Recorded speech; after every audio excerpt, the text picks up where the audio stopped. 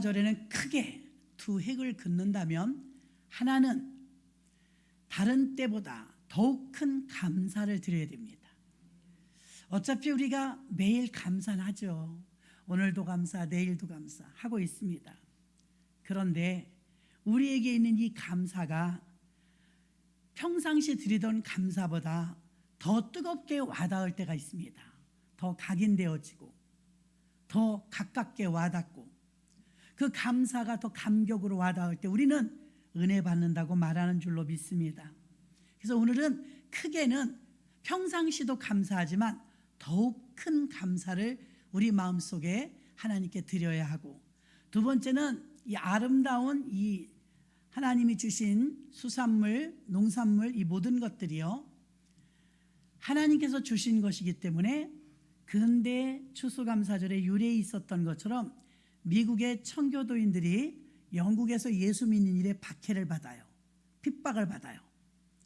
그래서 핍박을 안 받고 예수 믿는 거 자유롭게 믿으려고 이 목선 하나 메인플라우라는 배를 사서 1620년도에 2달 동안 항해할 것을 가득 배에 싣고 102명의 믿음 좋은 청교도인들이 오직 예수 잘 믿겠다는, 자유롭게 예수 믿겠다는 그 조건 하나만 가지고 아메리카 대륙에 도착합니다.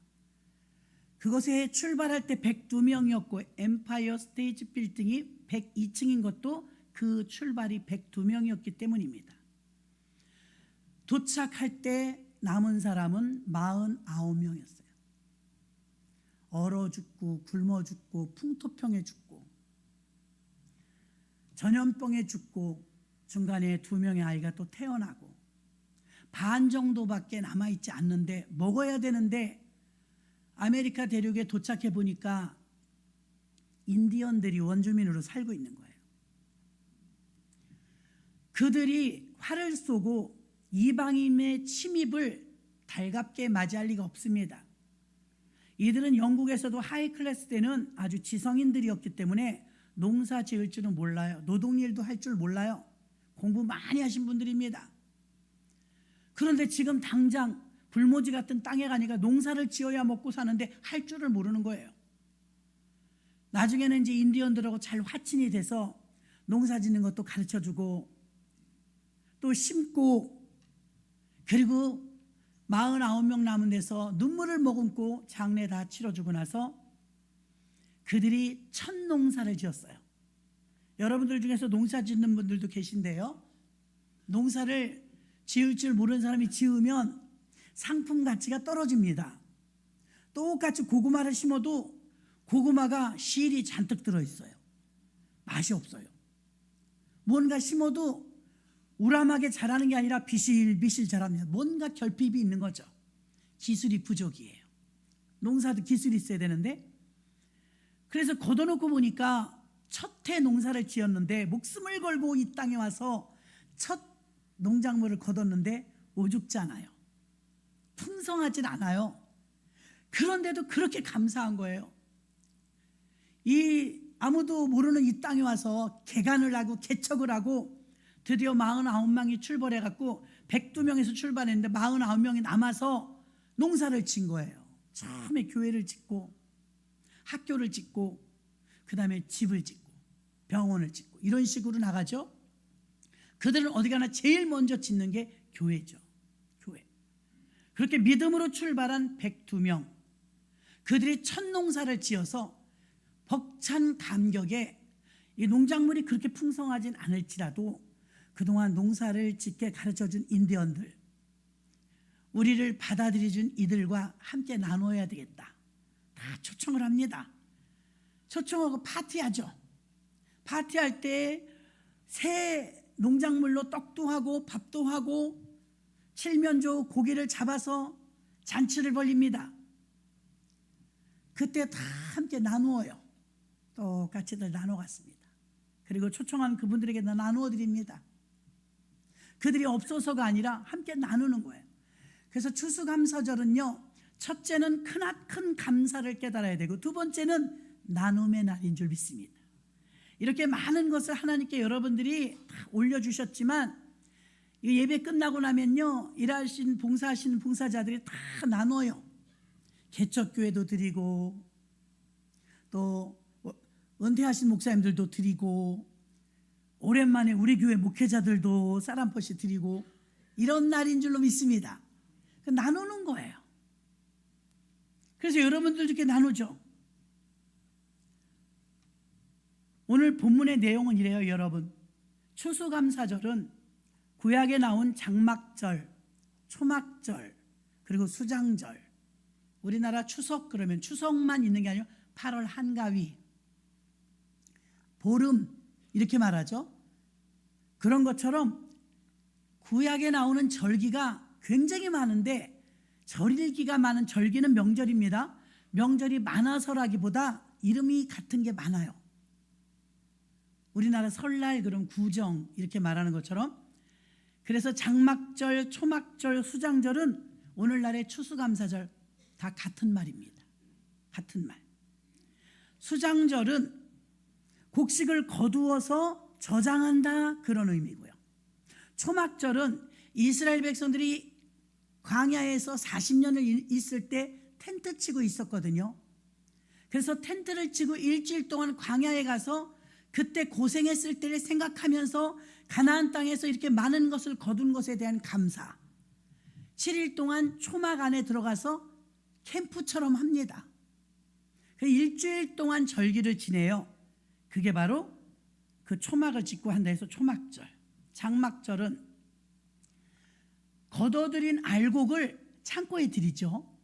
창고에 들인다, 안전하게 알곡만 들어간다 해서 장막절, 집안에 들인다 이렇게 되어 있습니다. 출애굽기 23장 16절에 보면 그 내용이 나와 있죠. 수장절을 지키라. 이는 내가 수고하여 이룬 것을 연중에 밭에서 거두어 저장함이니라. 그래서 수장절이라고 했다 이거예요. 신명기 11장 14절도 여호와께서 너희 땅에 이른 비와 늦은 비를 적당한 때 내리시리니 너희가 곡식과 포도주와 기름을 얻을 것이요. 풍성하게 거둬들인 것을 말합니다. 자, 오늘 내용은 그 초막절 명절이 되면 우리나라도 민족 대이동을 하죠. 우리나라보다 훨씬 더해요. 이 나라는. 우리나라는 외국에 있는 자녀는 오지 않아요. 잘. 그런데 이 나라는 외국에 있어도 와야 돼요. 그러면 명절을 어디서 보내냐면 집에서만 보내는 게 아니라 모두 교회 가서 보내요. 그러니까 예루살렘 성전 주변에는 예수 그리스도가 탄생할 때도 그래서 방이 없었던 거예요. 명절이라. 6월절이었기 때문에. 예루살렘 성전에서 다 모이는 거예요. 그러니까 예수님의 제자들이, 예수님도 이제 다 명절날 가야 되잖아요. 유대인이니까요. 여러분이 한번 내 입장에서 생각하고 한번 들어보시기 바랍니다. 그러면 다른 때도 명절이면 전 세계에서 다 모여요. 디아스포라들이 다 모여요. 그래서 예배도 드리고 하나님께 제사를 드리고 정결법도 하고 하는데, 추수감사절에는요, 이 수장절에는요 초막절로 지키면서 하는 게 있어요. 그게 뭐냐면, 첫째는 일주일 동안 초막에 가서 사는 거고요. 둘째는요, 광야에서 반석에서 생수를 주셨던 것을 기억하고 광야에서 물을 안 주면 죽으니까 내년에도 비를 내려주셔서 꼭 농사 풍년나게 해달라고 번제단에다가 물과 포도주를 붓는 정결 예식이 있어요. 그게 클라이막스거든요. 절기 중에, 잔치 중에 행하는 행사예요. 그럼 물을 이렇게 부면서 제발 마음으로 기도하는 거예요. 내년에도 비를 좀 풍성히 내려주셔서 농사가 잘 되길 원합니다. 기원하는 거죠. 파티가 오래도록 있기 때문에요, 춤추고 소고치고 찬양하고 갖가지 순서들이 있습니다. 그래서 생수를 주신 하나님께 감사드리며 번제단에 물을 붓는 의식이 있고요. 정결 예식. 세 번째는 불기둥으로 광야에서 인도해 주신 걸 감사해서 불기둥을 만들어요. 높이 기둥 4개에다가 등대를 세워요. 그러면 전승에 의하면 예루살렘 전역에 있는 시골에서조차도 그 불빛을 볼 수 있었대요. 굉장히 밝았다는 걸 말해요. 전기불이 없었을 때 생각하면 그 불이 얼마나 밝았는지를 말해주는 것입니다. 그래서 이 수장절에는 초막절에 이 세 가지 의식을 해요. 초막에 들어가서 일주일 살고 그때를 기억하면서 제단에 물을 부어서 정결 예식을 행하고, 세 번째는 기둥 높이 불을 밝히고 다 쳐다볼 수 있게 하고 춤을 추고 놀아요. 그리고 추수감사절이니까 하나님께 감사 올리고 주변 이웃들과 함께 나누고, 이게 초막절 명절이 하는 일이에요.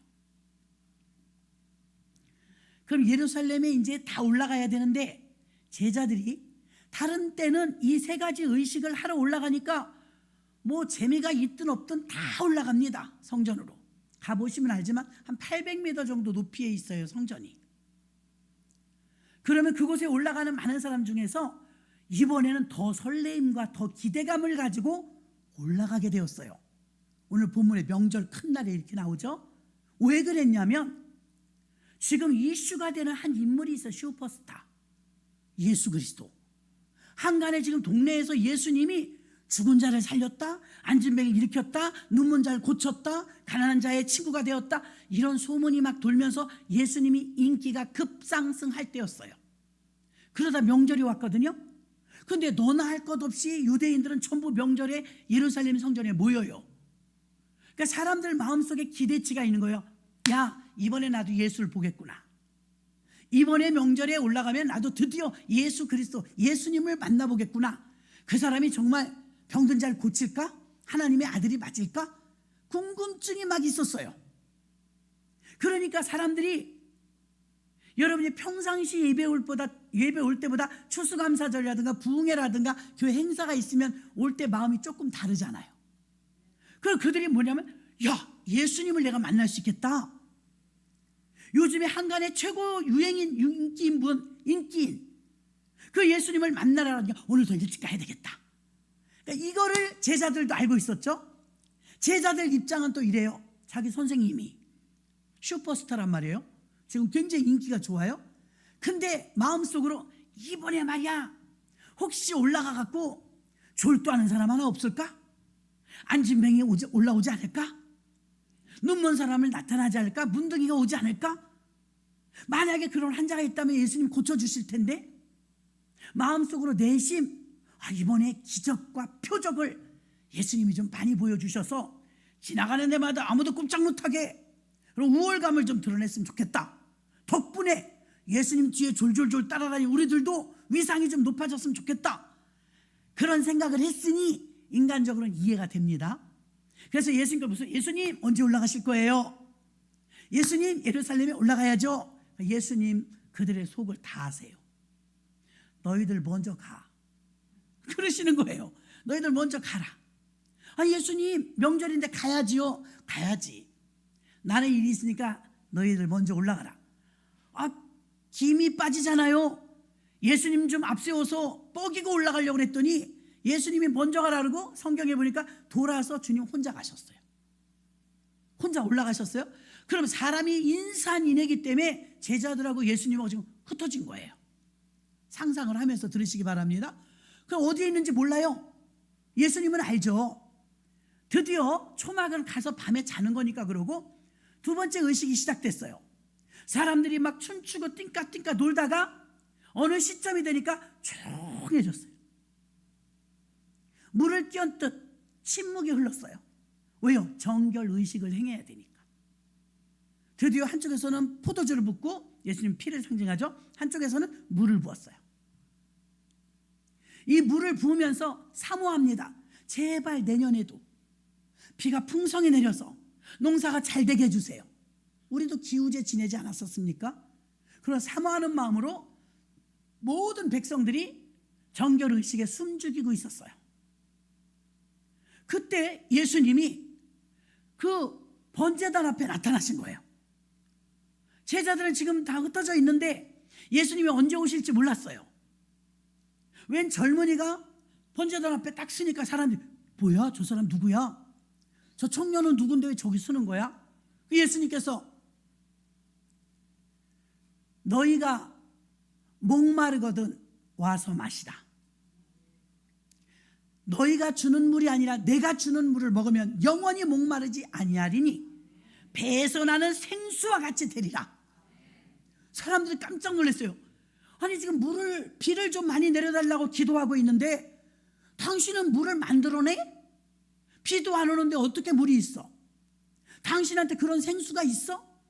예수님이 이렇게 말씀하시면 그가 반석이시기도 하지만 예수님이 말씀하신 의도는 이 배에서부터 생수의 강이 흘러나온다는 오늘 본문의 말씀은요, 성령을 가리킴입니다. 성경에는 불 같은 성령, 기름 같은 성령, 바람 같은 성령, 물 같은 성령, 물과 불이 성령은 아니지만 비유할 때 씁니다. 그럼 이 물을 비유할 때 회개와, 여러분 세례 받을 때 물로 받잖아요. 요단강에서 요한을 통해서 세례 받죠. 그러니까 물로 정결예식을 행하고 구약에는 성막에 들어갈 때 맨 앞에 물두멍이 있어요. 손 씻고 발 씻고 들어가야 그 안에서 소뚜껑이라도 만지고 숟가락이라도 놓을 수 있어요. 안 그러면 일을 못해요. 그러면 지금 번제단에서 물을 이렇게 흘러내리고 있다는 것은 거기에 손을 적시고 씻고 하면서 너의 죄를 회개하라는 의미입니다. 회개, 씻으라. 그래서 정결하게 하는 셈이 우리 찬양하지요. 씻으라 물로. 그래서 그 물두멍에서 손을 씻고 들어가는 것입니다. 이제 번제단에 물을 붓고 포도주를 부으면서 의식을 행하는 찰나에 쥐죽은 듯이 조용하고 엄숙한 분위기였어요. 너희가 목마르거든 나에게 와서 마시라. 너희가 주는 물은 다시 목마르려니와 내가 주는 물은 영원히 목마르지 아니하리라.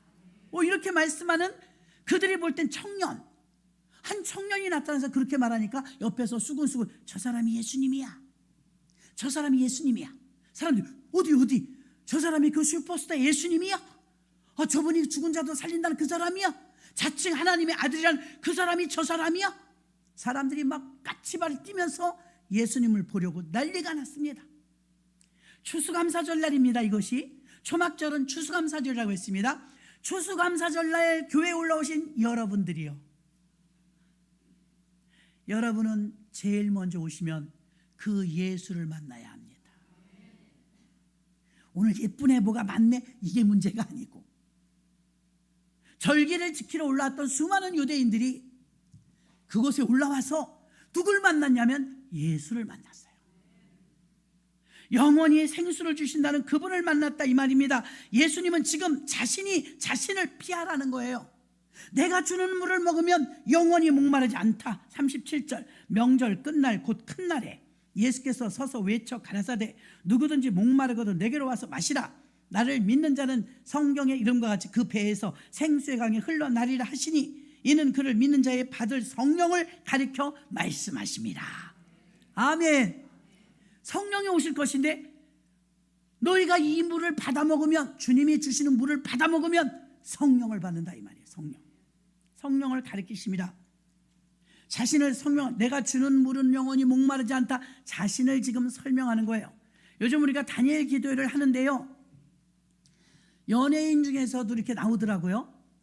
김효진 코미디언과 권오중 하이킹가에 나왔던, 나는 그분 얼굴만 봐도 웃긴데 엄숙하게 나오니까 조금 당황스럽더라고요. 본인도 그러더라고요. 놀라셨죠? 그러더라고요. 권오중 씨가 나오고 김효진 씨가 나오는데 김효진 씨가 자기 의지와 아무 상관없이 사모라서 놀랐죠. 왜냐하면 제 남편이 목사님이에요. 그러면서 김효진 씨가 모태신앙인데 어릴 때부터 교회를 다녔지만 자기 꿈이 연예인이었대요. 그래서 연예인 되게 해달라고 얼마나 기도했대요. 그러니까 그런 학교를 갔고 연예인 학교를 갔는데 그 동아리를 가다 보니까 개그맨 그 동아리를 가게 돼갖고 그쪽으로 풀린 거예요. 근데 쪼매난 이쁜이라는 이 이미지가 유행을 타면서 갑자기 유명해지면서 그렇게도 기도했던 유명 연예인이 됐대요.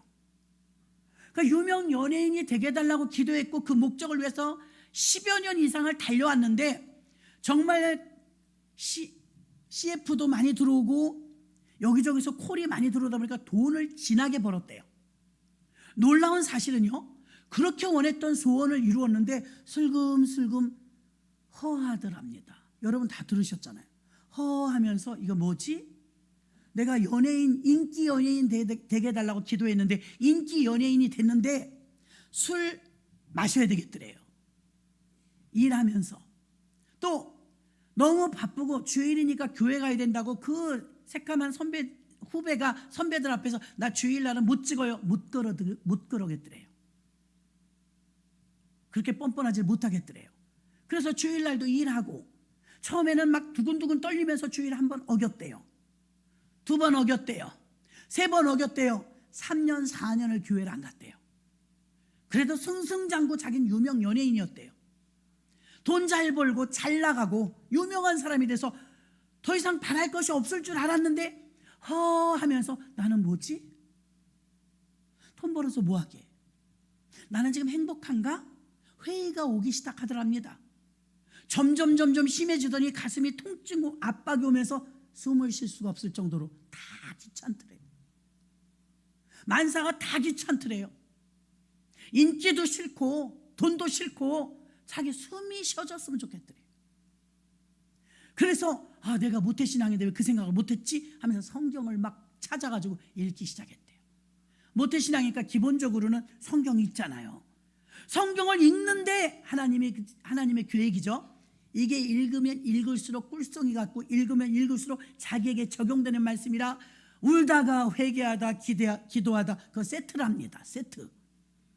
기도, 성경, 말씀 이건 다 세트래. 그래서 막 울다가 하나님이 만나주신 거예요. 기쁨이 충만한데 예수를 만나고 나니까 자기가 모태신앙인데도 교회 잘 다녔었는데도 아련하고 자기가 인격적으로 만난 적이 없었다는 거예요. 너무 죽겠으니까 그렇지 자동차를 하나 사도 사용설명서가 있는데 내가 왜 이 사용설명서인 성경책을 찾아서 읽을 생각을 못했지? 그렇게 숨도 못 쉬고 죽어가면서도 왜 나는 기도할 생각을 못했지? 나 바본가 봐 이렇게 생각하면서 기도하기 시작하고 성경 보기 시작하면서 주님이 그를 만나주신 거예요.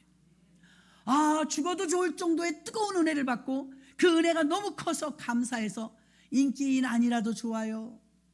돈 안 되는 일이라도 좋아요. 나는 주님이 함께하면 좋아요.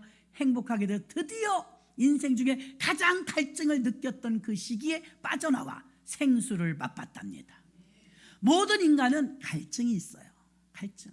돈에 대한 갈증, 건강에 대한 갈증, 성공에 대한 갈증, 인간의 그 인정을 받으려는 욕구에 대한 갈증, 미에 대한 갈증, 학문에 대한 갈증 많잖아요, 여러분.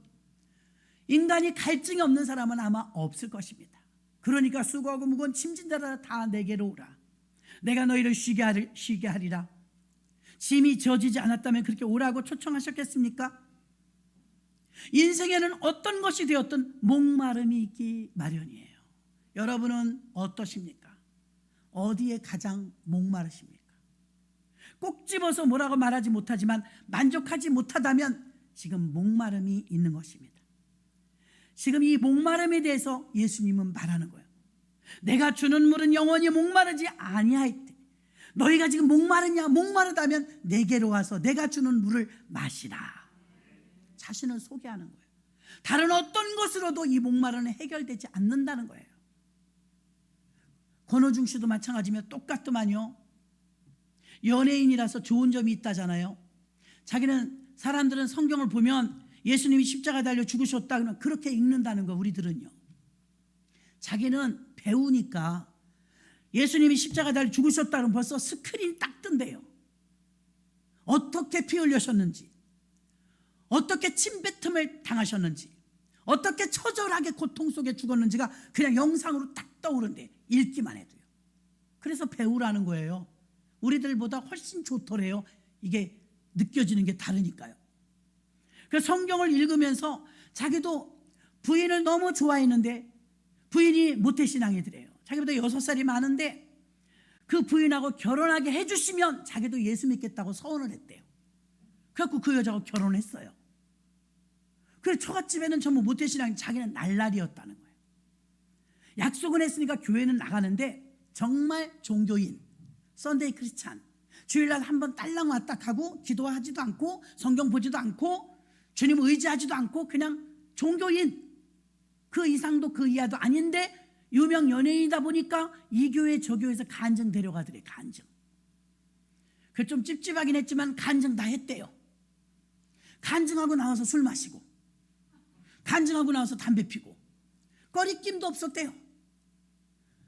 그리고 승승장구 잘 돼서 나가면서 돈 잘 벌죠. 유명해지죠. 그러다 보니까 자기 뭐 술 먹고 담배 피지, 시간 될 때 교회 가고 시간 안 되면 못 가고 편안하게 신앙생활 한 거예요. 그냥 그렇게 끝날 줄 아는 거예요. 자기 인생이. 허함이 오기 시작하더니 만족함이 없는 거예요. 계속해서 배고픈 거예요. 목마름이 와요. 설상 가상. 아내가 아파요. 아들 하나 낳는데 우리나라에 딱 한 명인 희귀병이래요. 말도 못해요. 이렇게 해요. 점점 더하대요. 굳어지는 병이래요. 그에게 약을 쓰려면 수천억이 필요하대요. 하나님께 기도했대요. 하나님, 난 수천억 없어요. 전 세계 14명인가 15명밖에 없는 병이 희귀병인데 우리나라에 한 명인데 그게 자기 아들이래요. 이럴 수 있냐는 거예요. 드디어 올 것이 왔구나. 그리고 이제 하나님 앞에 기도하기 시작한 거예요. 그동안 종교인이었는데 이제 죽기 살기를 기도하는 거예요. 하나님 살려주세요. 살려주세요. 제가 잘못했어요. 솔직히 교회라 말은 못하지만 막 살았답니다. 연예인이니까 되는 대로 살았대. 못된 놈이랍니다. 자기가 별 할 짓 못할 짓 다 하고 살았답니다. 하나님만 알고 자기만 안답니다. 그런 못된 짓을 하는데 드디어 올 것이 왔다는 거예요. 자식이 희귀병에 걸렸어요. 여러분 중에 혹시 병드신 분, 몸이 아픈 분, 여러분은 그래도 위로가 돼요. 똑같은 병이 많잖아요. 그런 병은 다 들어본 병이잖아요. 여러분 상상해 보세요. 우리나라에 한 명인 병. 기가 막히지 않겠어요? 약이 없어요. 그 약을 개발할 수가 없어요. 팔리질 않으니까. 그러니까 악순환이 계속되는 거예요. 야, 이 아들 하나 낳았는데 이 아들이 이게 우리나라에 한 명밖에 없는 희귀병. 그 권호 중의 아들이. 그때부터는요. 자기 말로 그래요. 2020년까지는 날라리로 교회를 다녔대요. 자기 아들이 아프고부터 자기도 마음에 공황장애가 오고 막 숨이 안 쉬어지고 우울증이 오고 하면서요. 2020년도 잊어버리지도 않는데요. 2020년도부터 말씀 보고 기도하고 말씀 보고 기도하고 말씀 보고 기도하고 예배드리고 말씀 보고 기도하고 예배드리고 말씀 보고 기도하고 예배드리고 하루에 지금도 3시간은 기도하고 딱 3년 정도를 자기가 뭐 바울도 아닌데 성경 보고 기도하고 예배드리고 이러고 사는 거예요. 여러분 거룩해질까요? 안 거룩해질까요? 사람이 완전 개조된 거예요. 달라진 거예요. 그리고 이제 하나님을 인격적으로 만나니까 그 목마름이 해결되고 해소가 되고 이 갈증이 해결이 되면서 그 아픈 아들 때문에 아픈 부인 때문에 눈물로 기도하면서 드디어 인격적인 예수님을 만난 거예요. 돈으로 해결되지 않고 자기가 연예인인데 자기 요즘 본 적이 있냐는 거예요. 못 봤죠. 3년 이상을 한 번도 프로그램 나간 적이 없고 이제는 이것 빼고 술 마셔야 되죠. 우상 숭배하는 거 해야 되죠. 뭐 타로 점 보는 거 충격이었다는 거야. 타로 점 보는 거 뭐 연예인인데 예전에는 교회를 다녀도 타로 점 보는 거 이런 거 프로그램 들어왔게 하나님 이건 일이에요. 내가 우상 숭배하는 게 아니고 일이에요. 타로 점을 치러 갔대잖아요. 그러면 아무 거리낌도 없었대요. 어느 날 저 대학가 뒷골목에 가니까 타로 점 치는 데가 많은데 가는 데마다 권호중이가 나오더래. 가는 데마다 그 영상 한번 찍었던 것이 계속 돌더래요. 미치겠더랍니다. 이거 나쁜 영향력을 끼쳤구나. 나이롱 기독교인들이 다 이렇게 되겠구나. 그 깊이 회개하고 하나님 나 악은 모양이라도 배우지 않을 테니 이제는 나는 그런 거는 선전 안 합니다. CF도 잘 안 들어오는데 한번 치킨 CF가 들어왔는데 맥주하고 같이 치맥이 들어요. 내가 일도 하나도 없지만 죄송하지만 저는 맥주를 못 마십니다. 충만하니까 다시는 죽어도 이제 세상으로 안 갈 겁니다. 내가 이만큼 당했으면 되면 다시는 세상으로 안 갈 겁니다. 하나님 나 잘했지요. 돈은 없지만 저 일 받아들이지 않았어요. 제가 맥주 마시는 선전하면 그 술 먹고 죄지는 사람이 얼마나 많겠어요. 나 이제 그런 짓 안 할 겁니다. 술 담배 딱 끊고 안 먹을 겁니다. 각오했더니 다시 연락이 왔더래. 콜라로 바꿔줄 테니까 하라고. 그래갖고 콜라로 치맥회 하는데 치킨하고 찍었다고 하잖아요. 그리고 요즘에는 하나님 나는 빛과 소금이 돼서 세상의 빛과 소금으로 살게요 그랬더니 일은 살살 들어오는데 드디어 일이 하나 충만해지고 나서 또 들어왔는데 이번 성탄절에 시청 앞에서 빛을 밝히는 사회를 보라 하더래. 다 웃었습니다 어제. 여러분 하나님 뜻대로 살면 그 뜻 안에서 길을 열어줘요. 그 타락되고 오염되고 죄악 가운데 우상숭배하는 가운데 그 탈선의 길을 걸어가던 그 방탕하고 방황했던 삶이 종지부를 찍으면서 하나님은 거룩한 백성으로 구별하시더라 이 말입니다. 구별하시더라. 추수감사절은요, 첫 번째는 예루살렘 성전에 올라가서 많은 사람이 기대감을 가지고 있었던 것처럼 예수를 만나는 날이요. 두 번째는요, 물 대신은 그 물 번제단에서 물이 내려가면서 생수를 말씀하셔 모든 인간의 갈증이 있는 자들과 인간 사회의 갈등을 가진 자들아, 인간의 목마름은 너희들이 새로운 돌파구를 판다고 해결되는 것이 아니라 돈으로 힘으로 지식으로 능력으로 되는 것이 아니라 나 예수를 받아들여야 인생의 갈증이 해결되느니라. 인간의 가장 근본적인 문제들이 해결되고 갈급함이 해결될 수 있는 것은 여러분이 예수 그리스도를 만나야 인생의 목마름이 끝나는 줄로 믿습니다. 그래서 예수님을 만나고 인생의 목마름이 끝나고 요한복음 3장 16절에 하나님이 세상을 이처럼 사랑하사 독생자를 주셨으니 이는 저를 믿는 자마다 멸망치 않고 영생을 얻게 하려 하심이니라. 구원을 주시려고. 이 세상에 가장 무거운 것 중에 가장 무거운 것은 죄의 짐입니다. 죄의 문제를 해결할 수가 없어요. 예를 들어서 제가 사람을 죽였다 치십시다. 갖고 30년을 받았다 쳐요. 교도소에 가서 30년을 살고 제가 죄값을 다 치르고 나왔어요. 그럼 죄가 없어져요? 없어지냐고요. 30년을 복역하고 나왔어도 내가 사람 죽였다는 죄는 안 없어져요. 죄는 없어지는 게 아니에요. 죄를 우리 인간 사회에서 해결할 수가 없어요. 죄의 삭은 사망이라 죽어야 끝나죠. 그런데 이 죄의 문제를 해결할 수 있는 유일한 분을 보내주셨으니 하나님은 우리를 사랑하사 독생자를 보내주셔서 다른 어떤 짐보다도 우리의 죄의 짐을 해결해 주셨습니다. 당신이 그 짐을 가져간 거예요. 가져간 거. 할머니 한 분이 신도림역에서 전철을 갈아타려고 하는데 자기만한 큰 짐을 들고 새까맣게 올라가는 계단을 쳐다보고 기가 막혀 하고 있길래 저도 그 많은 인파 속에 뚫고 들어가서 저 짐을 들어드려야 되겠다 하고 달려가고 있는데 저보다 더 빠른 사람이 있었으니 군인 아저씨 김이삭 같은 청년이 탁 나타나고 이민석 같은 청년이 탁 나타나더니 할머니 짐 주세요. 그러더니 계단을 성큼성큼 올라가서 좌우에 딱 올려놓는 거예요. 할머니가 허리가 구부러져 갖고 그 보따리를 들고 올라가게 제가 보기에도 무리라 저도 들어드리려고 했던 거예요. 저는 다 들어드릴 수는 없었을 거예요. 그 청년은 그걸 다 들고 올라가더라고요. 할머니의 짐이 가벼워졌어요. 우리 인생은 이런 짐이 없을까요? 우리가 도저히 저걸 꼭대기까지 들고 올라갈 수 없을 정도의 무거운 짐, 죄의 짐. 그 죄의 짐을 우리의 힘으로 해결할 수 없는데 예수 그리스도 오셔서 번쩍 우리의 죄를 가지고 올라가서 십자가에서 다 도살해버린 거예요. 자폭해버린 거예요. 수류탄을 끌어안고 죽은 것처럼 예수 그리스도께서 십자가에서 우리 죄를 다 짊어지고 자폭해버린 거예요. 그래서 우리 짐은 없어졌어요. 중요한 게 있습니다. 이걸 믿으면 구원받아요. 이것을 믿습니까? 여러분 믿습니까?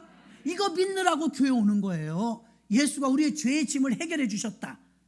이걸 믿을 때 우리는 사망에서 구원으로 영멸에서 영생으로 옮겨지는 줄로 믿습니다. 구원하지만 많은 구원이 있어요. 사람이 위급하거나 또 어려운 사태가 생기거나 119 구원을 부릅니다.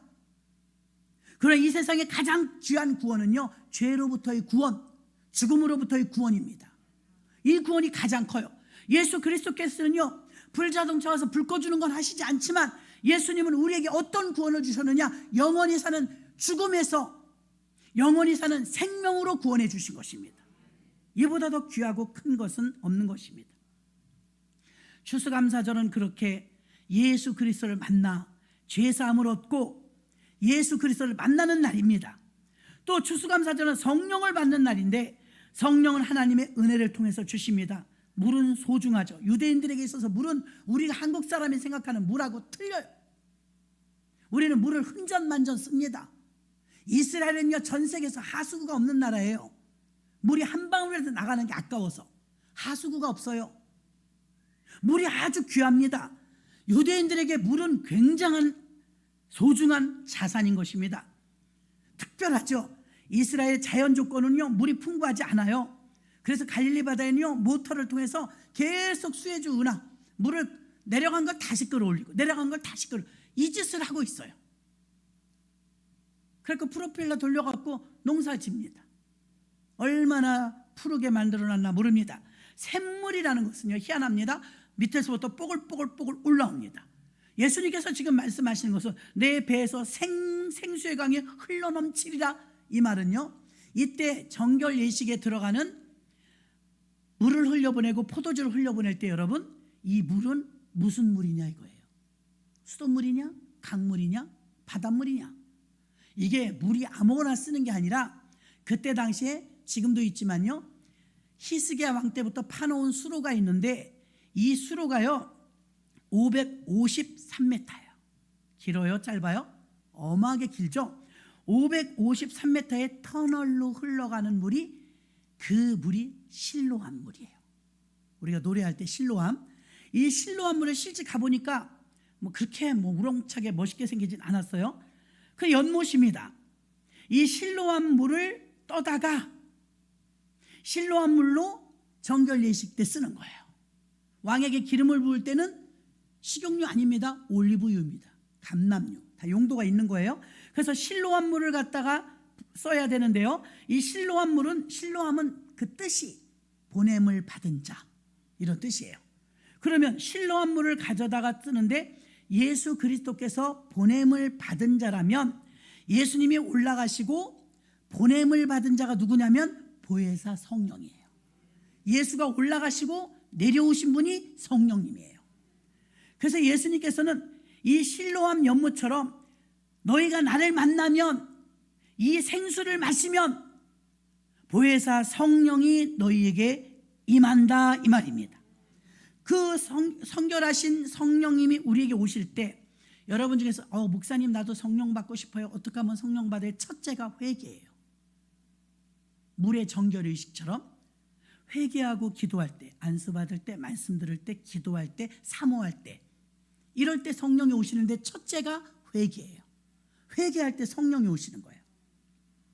그래서 모두 씻어낸다는 의미를 가지고 있기 때문에 회개하고 나서 깨끗해져야 성전에서 하나님의 일을 할 수 있도록 했다, 이 말입니다. 또 이 물은 모든 사람에게 갈증을 해결해 주는 것이기 때문에 농사만 짓는 것이 아니라 우리가 먹고 살아야 되는 물이죠. 초막절에 예수님께서 하신 말씀은, 너희가 예수님을 믿으면 성령을 주시는데 그 성령이 너희 안에 내주하시면 바위에서 솟아오르는 샘처럼 지속적으로 역사하는 근본적인 목마름을 해결해 준다, 이 말입니다. 우리의 애증이 무엇입니까? 여러분 어디에 목마르십니까? 육체적 질병 때문에 문제입니까? 사람들과의 인간관계의 갈등 때문입니까? 세상이 유혹하는 죄의 유혹 때문입니까? 아니면 미래에 대한 불안한 불확실성 때문에 여러분은 그렇습니까? 암이 걸렸던 분은요, 재발이 제일 무서워요. 재발. 5년이 지나면 치유됐다고 믿지만 가끔 간혹 암이 재발되는 분들이 있어요. 그럼 암이 걸렸던 분이 암이 한 번 더 재발되면, 우리나라 속담에 이런 속담이 있습니다. 자라를 보고 놀란 가슴은 소뚜껑만 봐도 놀란다. 두려움이 평범한 사람보다 2배도 더 돼요. 우울증을 알았던 사람이 우울증이 오는 거 압니다. 느껴져요. 근데 우울증을 예수 잘 믿어서 퇴치했는데 다시 내가 믿음이 식으니까 우울증이 다시 오면 그 느껴져요. 아, 이건 아닌데, 지옥 같은 삶이 또 지속될 텐데. 여러분, 우리에게 오는 각종 두려움 중에서는요, 이렇게 반복되는 것 때문에 두려울 때가 있어요. 반복되는 것. 여러분의 그 깊은 목마름을 누가 해결해 주느냐, 이 말입니다. 예수 그리스도께는 오죽하면 너의 배 안에서부터 생수의 근원이 올라와 너의 목마름을 해결해 줄 것이다. 아주 가물었을 때 비 온다는 일기예보가 반갑죠. 근데 해갈이 안 될 때가 있어요. 아니 비가 왔는데 왜 이래? 비가 왔는데 흙도 안 젖었어요. 그럼 오남 하나예요. 그러나 비가 듬뿍 오면 어떻게 되죠? 저 나무 깊은 곳에 뿌리까지 물이 자작자작 들어가면 충분해진 거예요. 충분해진 거. 여러분, 하나님 오병이의 기적이 일어날 때도 마찬가지고 우리들 고쳐주실 때도 마찬가지고 째째하게 행하시지 않으십니다. 완전하고 흡족하게 풍성하게 주시는 줄 믿으시기를 바랍니다.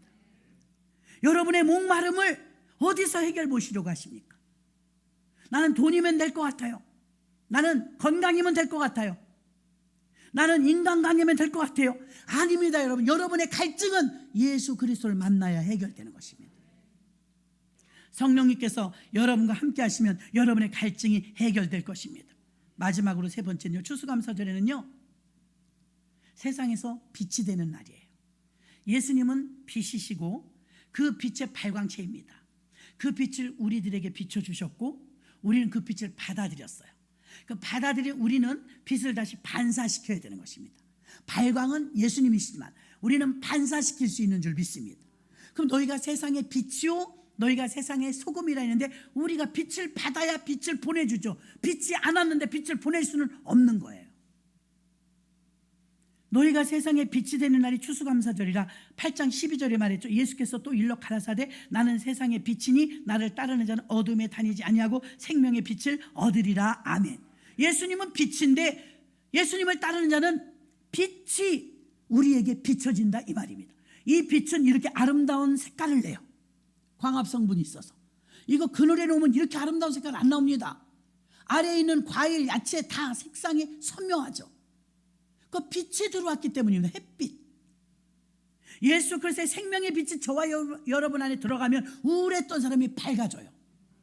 찡그렸던 사람, 혈기 있었던 사람, 감정이 복받쳤던 사람이 평안해져요. 예수님의 빛은 생명의 빛이에요. 예수님의 빛은 치료의 빛이에요. 예수님의 빛이 들어가야 사울이 바울 되는 거예요. 여러분의 삶의 변화가 오길 원한다면 이 빛이 들어가야 해요. 예수 그리스도께서 빛인데 나는 세상의 빛이다. 자, 포도주를 부었습니다. 물을 부었습니다. 성전들이 여자들이 춤을 춥니다. 소고 춥니다. 나팔과 악기를 연주합니다. 성경을 암송합니다. 그리고 드디어 저녁이 되었어요. 저녁, 마지막 날 저녁 7일째 등대를 만듭니다. 크리스마스 틀이 점등하는 거 생각하면 돼요.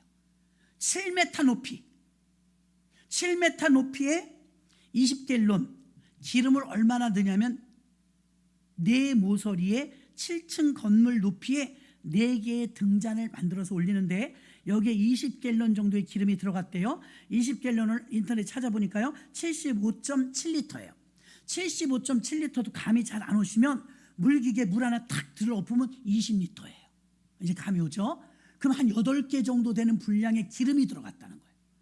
그렇게 이제 등불을 환하게 밝히면 저 먼 동네에서도 야 예루살렘에 불 들어왔다 이 정도로 알았다는 거예요. 빛이 조그맣게 마을만 비친 게 아니라 7층 높이니까 아주 넓은 곳에까지 빛이 퍼져나갔다는 거예요. 예수님께서는 내가 세상의 빛이다. 그때 예수님이 다시 나타나셨어요. 아까 낮에 있었고 저녁 때가 됐는데 연복의 앞에 초막절에 여인들 뜰에 있었는데 그곳에 예수님 나타나시더니 사람들이 와 여러분 점등식 할 때 그러잖아요.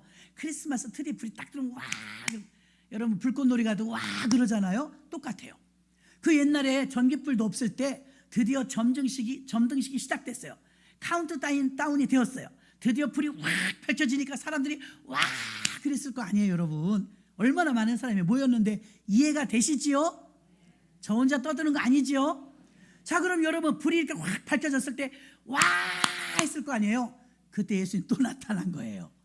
뜰 앞에 그 등대 앞에 딱 나타나서 내가 세상의 빛이다 그러는 거예요. 그 사람들이 볼 때 저 젊은이 누구야?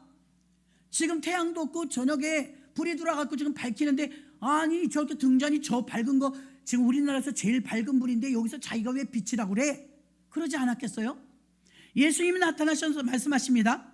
이 등대가 얼마나 붓고 얼마나 기름이 많이 들어가고 이 등대가 얼마나 환했습니까? 그럼에도 불구하고 거대한 등대 앞에서 여인들이 드디어 연보기에다 연보를 놓고 있었습니다. 그때 예수님께서 선포합니다. 나는 세상의 빛이다. 불기둥 밑에서 예수님이 하는 말이에요. 나는 세상의 빛이다. 선포합니다. 광야가 아무리 칠흑 같은 밤이었을지라도 불기둥과 구름기둥으로 인도받았던 이스라엘 백성들이 안전했던 것처럼 너희에게도 여전히 나는 불기둥이다. 불기둥. 예수만이 어둠의 장소의 빛이십니다. 여러분의 인생의 나침판 속에서 여러분 어떤 사람을 등장시켜도 아무리 청춘 남녀가 만나서 마음과 뜻이 맞는 부부가 되어 결혼했다 할지라도 그도 연약한 인간입니다. 여러분을 계속해서 비춰주고 밝혀주실 분은 예수 그리스도 한 분뿐입니다. 사람이 살아나가는 것도 침울함과 암흑과 같은 밤이 자주 찾아옵니다. 내가 예수 믿는다고 하지만 어려운 문제를 만날 때도 있습니다. 추수감사절은 우리에게 빛의 삶이 있다는 걸 선포해주며 예수께서 이 세상에서 가장 빛나는 그 등장불 앞에서, 그 등대 앞에서 내가 세상의 빛이다.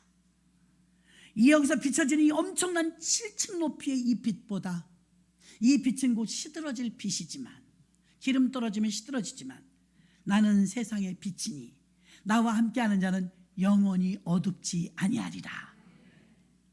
여러분, 이 빛 대신 예수님을 만나지 않으시렵니까? 한 치 앞도 모르는 인생의 앞길 속에 믿을 때 있습니까? 언제 어디서 어떤 위험에 빠질지 모르고 언제 우리가 아플지 모르고 언제 사고와 사건이 일어날지 모릅니다. 어두운 세상 속에 살고 있는 우리들에게 가장 안전하신 분, 빛 대신 예수 그리스도입니다. 예수님이 빛이니 예수님과 함께 다니면 더 이상 어렵지 않습니다. 오늘 추수감사절입니다. 이 추수감사절 초막절이라고 했습니다. 초막절의 추수감사절은 예수님을 만나는 날입니다. 초막절의 이 추수감사절에 그 물로 인하여 씻겨지고 성령을 받는 날입니다. 추수감사절은 세상의 빛이신 예수님이 우리에게 빛을 비춰주시는 날이기 때문에 우리는 목마르지도 않고 어둡지도 않고 영원히 살 수 있습니다. 죄의 문제를 해결해 주신 예수님, 여러분 이 추수감사절은 똘똘똘똘 아무리 많은 책을 제가 뒤져가며 봐도 다 예수를 가리키고 있었어요. 추수감사절과 예수 그리스도가 무슨 상관이야? 이렇게 생각할 수 있겠지만 여러분 추수감사절에 자료를 찾으면 설교 준비를 하는데 구구절절이 다 예수를 가리키고 있었어요. 여러분 추수감사절은 예수 그리스도의 날입니다. 정말 예수님을 만나시면 여러분 인생의 목마름이 해결될 것이고 여러분이 예수 그리스도를 만나면 성령을 받게 될 것이고 예수 그리스도를 만나면 어디 가나 빛된 자녀로 살 수 있을 줄 믿습니다. 여러분 삶 속에 오늘도 말씀을 생각하시면서 한 2분 정도 하나님 내게도 이 추수감사절에 예수 만나게 해주세요. 빛된 자녀가 되게 해주세요. 물로 씻겨줘 성령을 받게 해주세요. 통성으로 주의 일장하시고 기도합니다.